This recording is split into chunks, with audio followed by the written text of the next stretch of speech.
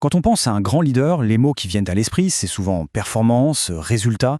Mais en fait, ça, c'est juste une partie du tableau. Aujourd'hui, on va s'intéresser à l'autre côté de la médaille, la face un peu cachée, mais ô combien essentielle du leadership, l'éthique. Alors pour commencer, on va partir d'une question toute simple, mais on va voir, la réponse est assez surprenante. Elle en dit long sur ce qu'on attend de nos leaders et peut-être encore plus sur ce qu'on oublie d'attendre d'eux. Imaginez, on a posé cette question à près d'1 million de personnes, rien que ça. Et ce qui en ressort, c'est un portrait robot du leader idéal qui est assez fascinant et même par moments un peu à contre-courant de ce qu'on pourrait penser. Bon, sans grande surprise, en tête de liste, on retrouve les grands classiques. Motiver, communiquer de façon claire, savoir créer un esprit d'équipe, bref, tout ce qu'on s'attend à voir. C'est la partie visible de l'iceberg, les compétences qu'on remarque tout de suite. Mais si on creuse un peu, il y a un chiffre qui franchement interpelle. Il est tout petit. Il concerne une qualité qu'on pourrait croire absolument fondamentale, mais qui, dans les faits, est quasiment passée sous les radars. Oui, à peine 3,3% des gens. C'est le pourcentage de personnes qui ont pensé à citer la justice comme une qualité clé. C'est vraiment très peu, quand on y pense. Et ça soulève une question hyper importante. Pourquoi est-ce qu'on sous-estime autant l'équité? Et surtout, qu'est-ce qui se passe concrètement quand elle n'est pas là? Justement, parlons-en. Qu'est-ce qui se passe dans la vraie vie quand ce principe de justice, d'équité, est mis de côté? Eh bien, les conséquences sont beaucoup plus directes et tangibles qu'on pourrait le croire. Ça, c'est typiquement le genre de choses qu'on entend à la machine à café quand un conflit d'intérêts est mal géré, ou pas géré du tout. C'est vraiment le premier signe que quelque chose ne va pas. Ce sentiment d'injustice qui s'installe et qui, petit à petit, vient pourrir l'ambiance. Et le problème, c'est que ce sentiment, il ne reste pas cantonné à une seule personne. Non, il se propage, un peu comme une fissure dans un mur. Ça commence par ébranler la confiance envers un individu, et puis, très vite, c'est toute la crédibilité de l'organisation qui en prend un coup. L'engagement baisse, la motivation aussi. Et là, il y a un point qui est vraiment crucial. C'est que le simple fait qu'il y ait une perception de conflit d'intérêts, même si ce n'est pas avéré, ça suffit à faire des dégâts. Et l'impact, il n'est pas juste moral, il est très concret. La satisfaction des membres plonge, le turnover augmente, et à la fin de la journée, ça a un coût financier bien réel pour l'organisation. Poussé à l'extrême, ce climat de défiance et ce manque d'équité, ça peut même ouvrir la porte à des situations de harcèlement. Et là, attention, il faut être très clair sur la différence. Un conflit normal, c'est un désaccord sur des idées, sur le travail, ça peut même être sain. Le harcèlement, c'est tout autre chose. C'est une attaque contre la personne. C'est répété, c'est dans le but de nuire, c'est destructeur. Ok, le constat est un peu sombre, mais alors comment on fait pour éviter de tomber là-dedans? Heureusement, il existe des garde-fous. On peut voir ça comme une sorte de boussole éthique. C'est le code du PMI, et il est construit autour de 4 grandes valeurs, 4 piliers. Le premier pilier, c'est la responsabilité. Et ça va bien plus loin que de juste dire « oui, c'est ma faute ».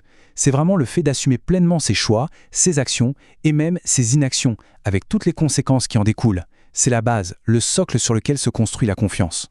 Ensuite, le deuxième pilier, le respect. Et là aussi, attention, ce n'est pas juste une question de politesse, c'est ce qui crée un environnement de sécurité psychologique. Un climat où chacun se sent libre de parler, de donner son avis, même contraire, sans avoir peur d'être jugé ou sanctionné. Et ça, c'est le vrai carburant de l'innovation et d'une bonne collaboration. Troisième pilier, on y revient, l'équité. Et oui, c'est elle, notre fameuse qualité si peu citée. L'équité, c'est tout simplement la garantie que les règles du jeu sont les mêmes pour tout le monde. Que les décisions sont prises de manière objective, sur la base de faits, et non pas à la tête du client ou par favoritisme. Et pour finir, le quatrième pilier, l'honnêteté. Être honnête, ce n'est pas juste s'abstenir de mentir. C'est une démarche active. C'est chercher à comprendre la vérité et s'engager à la communiquer de façon claire et transparente. C'est de loin le meilleur remède contre les rumeurs et la méfiance qui peuvent gangréner une équipe.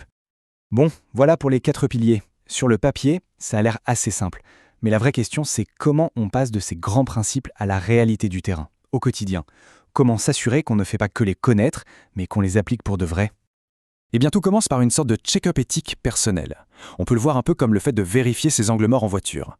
C'est prendre un moment, en toute honnêteté avec soi-même, pour voir où sont nos propres biais, nos points aveugles, qui pourraient nous faire dévier de la trajectoire. Et la bonne nouvelle, c'est qu'il n'est pas nécessaire de partir de zéro. Le PMI met à disposition des outils très concrets pour ça. Il y en a pour l'évaluation personnelle, pour l'équipe et même pour le conseil d'administration, parce que l'éthique, ce n'est pas qu'une affaire individuelle, c'est aussi et surtout une dynamique collective. Et le but de ces évaluations, ce n'est absolument pas de pointer du doigt ou de chercher des coupables. Non.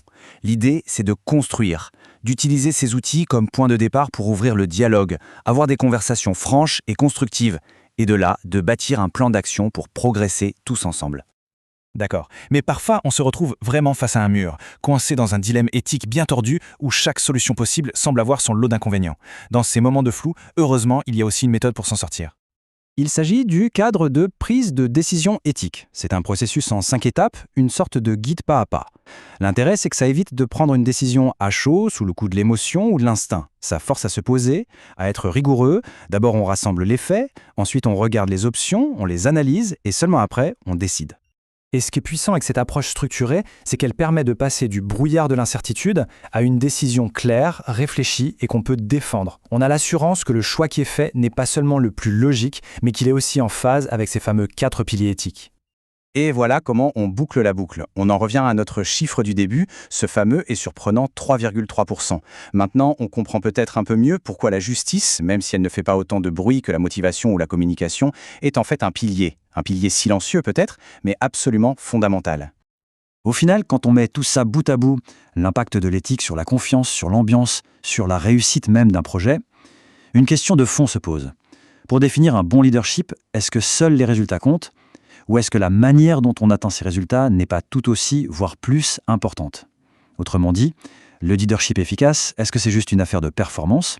Ou est-ce que ce n'est pas, avant toute chose, une question d'intégrité ?